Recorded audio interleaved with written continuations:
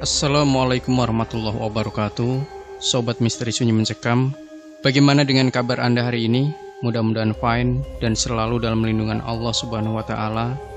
Jumpa kembali bersama kami, channel yang setiap hari selalu menyuguhkan kisah-kisah nyata misteri. Dan untuk kesempatan kali ini, ada sebuah kisah misteri, yaitu seorang bocah yang menjadi korban siluman buaya putih di Danau Gria. Seperti apakah kisah selengkapnya? Langsung saja kita simak sebuah kisah nyata misteri yang berjudul Korban Siluman Buaya Putih di Danau Gria. Tidak disangka, di dasar Danau Gria yang terlihat tenang dan nyaman itu, ada penghuni gaib yang sangat berbahaya bagi kehidupan. Sudah 10 nyawa mati dibinasakan siluman buaya putih di danau itu. Danau Gria letaknya di Desa Suradita, Kecamatan Cisau, Kabupaten Tangerang. Danau ini adalah bekas galian pasir yang dikelola tahun 80-an oleh pemilik tanah setempat.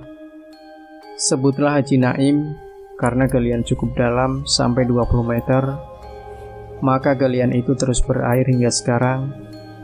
Walau musim kemarau panjang sekalipun, air tetap menggenang di bekas galian seluas 5 hektaran itu dengan warna kehitam-hitaman, ditutupi oleh tumbuhan-tumbuhan air semacam kiambang petak 6.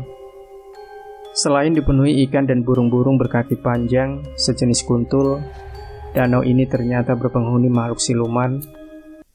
Orang-orang yang tinggal di dekat danau meramaikan siluman yang dimaksud adalah si Uwa atau siluman buaya putih.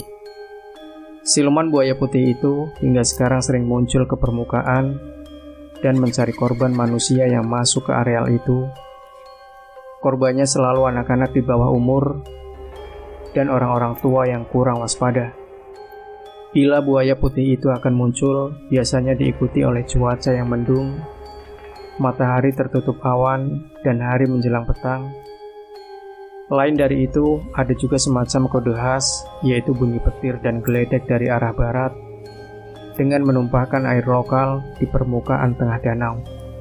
Nah, hal itu menjadi pertanda gaib bahwa akan ada korban nyawa yang akan dibinasakan siluman buaya putih. Hingga artikel ini ditulis, tidak kurang 10 orang bocah jadi korban dan meninggal di danau itu sejak tahun 80-an hingga 2004 lalu. Pada hari Kamis bulan Januari 1985, Ujang 12 tahun bersama 3 temannya main-main di Danau Gria. Karena hari itu begitu terik, mereka main ketapel ke bibir danau untuk menembak burung, sekalian mencuci muka karena panas. Dari tengah danau, tiba-tiba terlihat sosok seseorang yang mirip ibu Ujang yang seakan-akan memanggil si anak agar mendekat. Melihat ibunya menggapai-gapai dari tengah danau, Ujang tentu saja mendekati dan masuk air berjalan ke tengah. Pada saat di pinggir, dari danau itu mampu dijejaki kaki Ujang, hanya berkedalaman 30 cm, tapi makin ke tengah, ternyata danau itu sangat dalam dan Ujang tenggelam. Bersamaan dengan tubuh Ujang tenggelam, seekor reptil berbentuk buaya berkepala putih melompat dan menyeruduk ke arah tubuh Ujang. Sejak itu Ujang menghilang dan tidak lagi muncul ke permukaan danau. Sesampainya di tengah danau, pada saksi mata teman Ujang ternyata melihat si ibu Ujang, Nyonya Karsiah 56 tahun, berubah wujud menjadi seekor buaya berkepala putih. Saat itulah Ujang ditangkap oleh buaya itu dan dimasukkannya ke dasar danau. Teman-teman Ujang tidak bisa melakukan apa-apa saat melihat kenyataan itu. Mereka berlari meninggalkan danau dan melaporkan peristiwa itu kepada warga setempat. Ayah dan ibu Ujang ternyata ada di rumah dan mereka kalang kabut di pinggir danau. Penduduk pun berkumpul ke danau menolong Ujang, tapi semua itu menjadi terlambat karena tubuh Ujang sudah masuk ke dasar danau yang dalamnya ternyata 10 meter itu. Upaya pencarian pun dilakukan, diantaranya menurunkan perahu dan melibatkan beberapa orang paranormal setempat. Tapi sayang, upaya itu sia-sia karena Ujang tidak diketemukan juga. Pada hari keempat, sosok tubuh Ujang mengapung di permukaan danau dengan kepala yang berlubang. Menurut Ki Ageng Waskita, 68 tahun, paranormal yang bermukim di wilayah itu bahwa Ujang telah menjadi korban siluman buaya putih penghuni Danau Gria. Siluman buaya putih itu adalah buaya jejadian yang berkepala putih yang suka memangsa manusia dan menyantap secara rakus otak yang ada di dalam batok kepala. Siluman itu sangat berbahaya bagi manusia dan selalu meminta korban, ujar Ki Agung. Kepala yang bolong itu karena otaknya dimakan oleh buaya putih penghuni danau. Otak itu digunakan untuk menstabilkan eksistensi kehidupan siluman itu. Makin banyak otak yang dimakan, makin kokohlah kehidupannya, kata Ki Agung Waskita pada misteri. Hal ihwal buaya putih penghuni danau ini ternyata sudah ada sejak tanah itu masih berbentuk bukit. Pada abad 16 lalu, siluman buaya putih yang tadinya bernama Karingga hitam itu sudah mukim di dasar bukit. Ada bolongan air di tanah yang berpasir yang terus menghubungkan daerah itu ke Banten Selatan.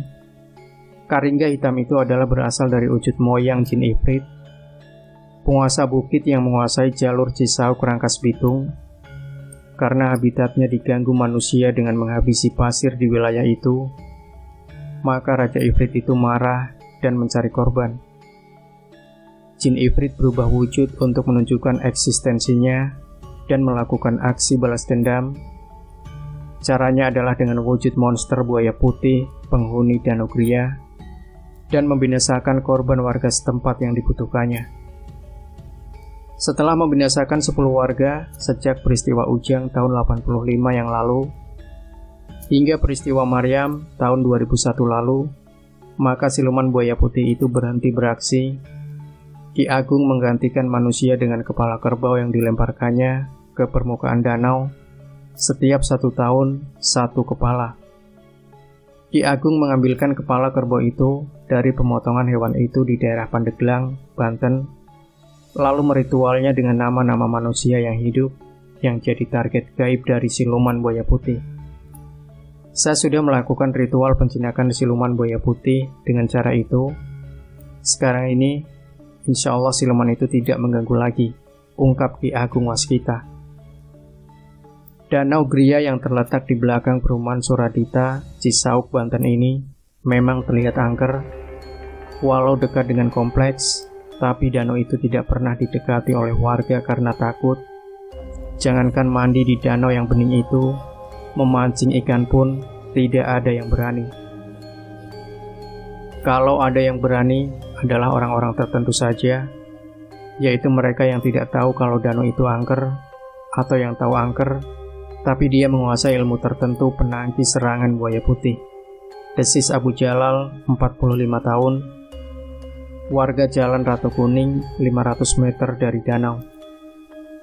Belakangan ada desas-desus bahwa ada beberapa paranormal yang datang dari daerah Bandung untuk menjumpai siluman buaya putih untuk meminta nomor toto gelap. Kabarnya paranormal dari timur itu berhasil mendapatkan angka jitu yang tertulis di selembar daun kiambang yang sebelumnya sudah ditelan oleh buaya putih. Tapi Ki Agung membantah tidak ada seorang pun yang akan mendapatkan nomor dari siluman buaya putih. Malah saya yakin betul siapapun yang bertemu siluman itu akan dimakannya, bukan diberinya nomor. Siluman buaya putih itu tidak bisa didaya gunakan oleh siapapun kecuali penciptanya, Allah yang Maha Kuasa, tutup Ki Agung. Demikian Sobat Misteri Sunyi Mencekam. Jangan lupa berikan komentar Anda, like, share video ini, subscribe channel Sunyi Mencekam, dan kembali nantikan cerita-cerita misteri terbaru dari kami. Wassalamualaikum warahmatullahi wabarakatuh.